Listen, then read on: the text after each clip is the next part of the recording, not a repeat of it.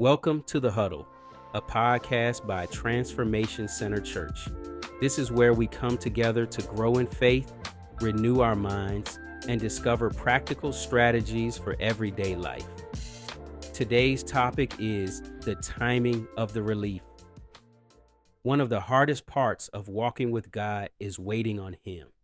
We live in a world of microwaves, smartphones, drive-thrus, and overnight shipping. We're used to getting what we want quickly, and because of that, we often grow impatient when God doesn't answer our prayers as fast as we expect. But here's the truth. Delay does not mean denial. God has a calendar that is different from ours. His ways are higher, His timing is better, and His plan is bigger than anything we can see. Solomon wrote Ecclesiastes after experiencing wealth, wisdom, and success.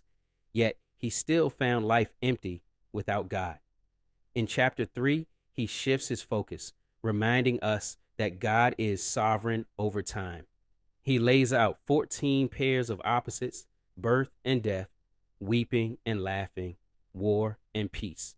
These remind us that God is in control of the full spectrum of life. The first key to waiting well is realizing that every season has a purpose. Ecclesiastes 3:1 says, "For everything there is a season and a time for every matter under heaven." Seasons come and go, but God doesn't waste time or experiences. Every season, whether joyful or painful, teaches us something. Romans 8:28 reminds us, "And we know that for those who love God, all things work together for good, for those who are called according to His purpose." In James 1:2-4, we see seasons of waiting build endurance. In 2 Corinthians 1:3-4, we see seasons of loss make us appreciate God's comfort. And in 2 Corinthians 9:8, we are assured that seasons of abundance teach us generosity. So here is a question to ask ourselves.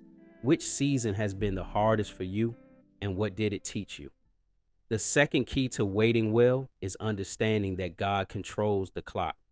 Ecclesiastes 3:2-8 reminds us, "There's a time to be born and a time to die, a time to plant and a time to harvest, a time to weep and a time to laugh."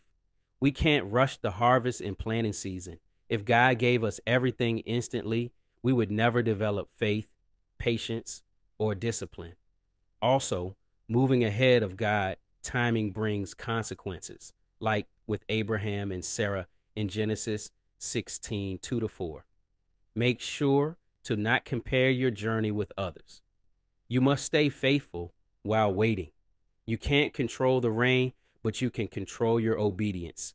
The last key to waiting well is trusting the process, even when it hurts.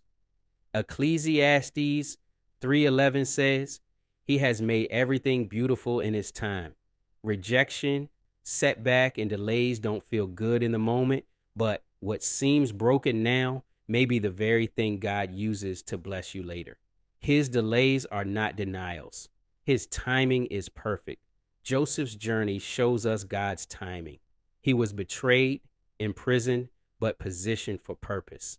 Sometimes God closes doors to protect us, but He also closes doors to redirect us, to prepare us, or even to grow us. Whatever the reason, we can trust that His plan is good. That's why Psalm 27:14 reminds us, "Wait for the Lord, be strong, and let your heart take courage." Praise God while you're waiting, because He knows what's best. I want you to reflect.